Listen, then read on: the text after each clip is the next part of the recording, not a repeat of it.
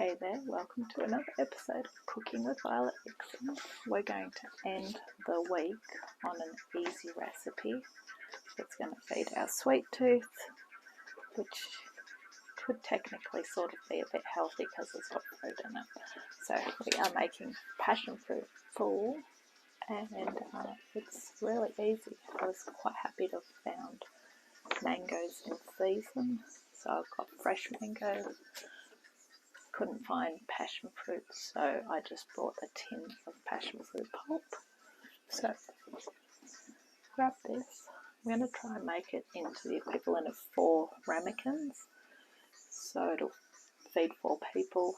If you want to make smaller ones, get smaller dishes or whatever. So grab this. Let's go. Okay, so I'm using a 600ml of cream because I need 300ml for something else later in the week. So I'm going to use half of this, measure it out into this, and then we're going to stick mixer it. So as I said, 2 chopped mangoes. I was fortunately able to get fresh ones. These are nice and ripe. So to cut them, you got to remember there's a whopping great seed in the middle of them. So I'm sort of just going to try and twist this off. Basically just want to skin it, and then we're just going to chop the flesh. Grab a bowl to put that into as we chop it up.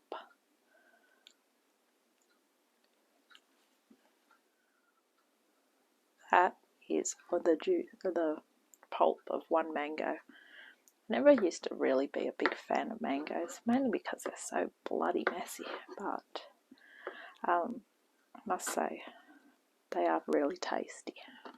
I sort of started to eat them after a while, and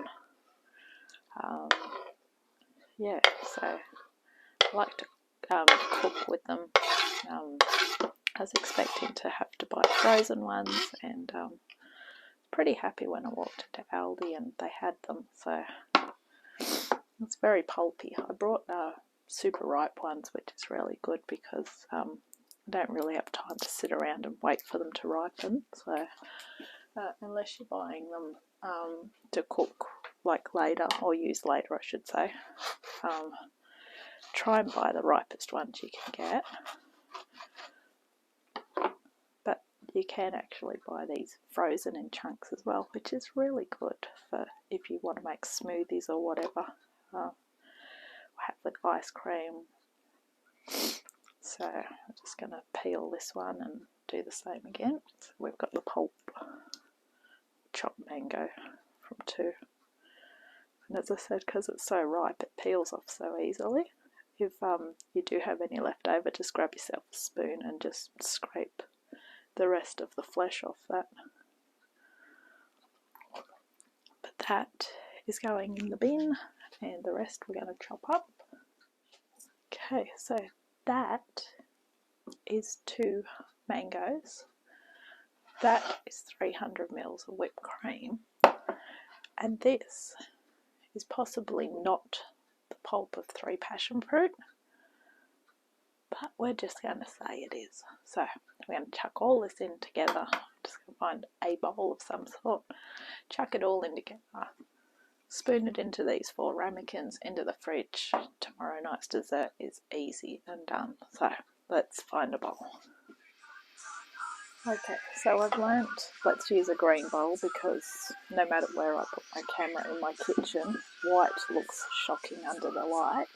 Even though I did buy a good light for anyway. So cream in.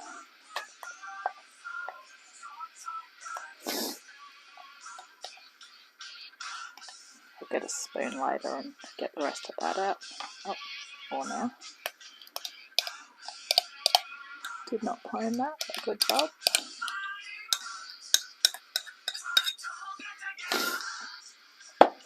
In goes the mango.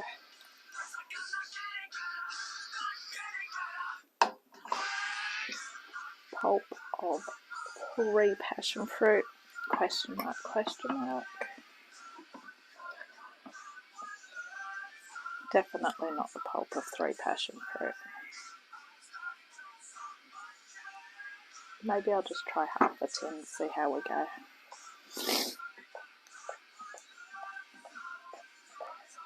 Fold that through.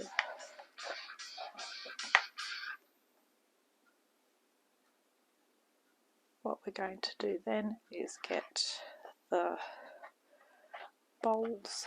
So grab a big spoon that we can use for this part. I'm going with 4 ramekins so I can make 4 desserts.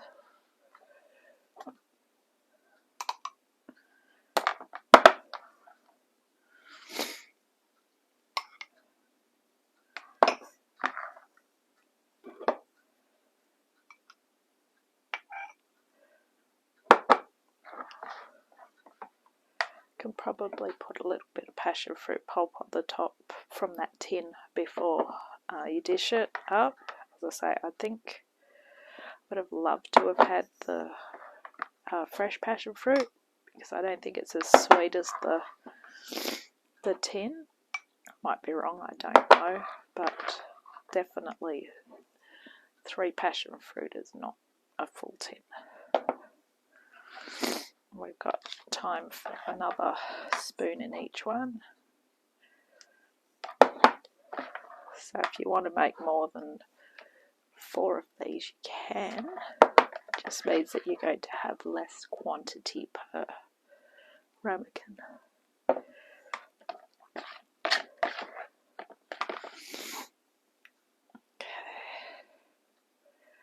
That looks about good. Right, I'm going to move all that away, out of my way. And I'm just going to grab something to wipe these down with, just a bit of paper towel.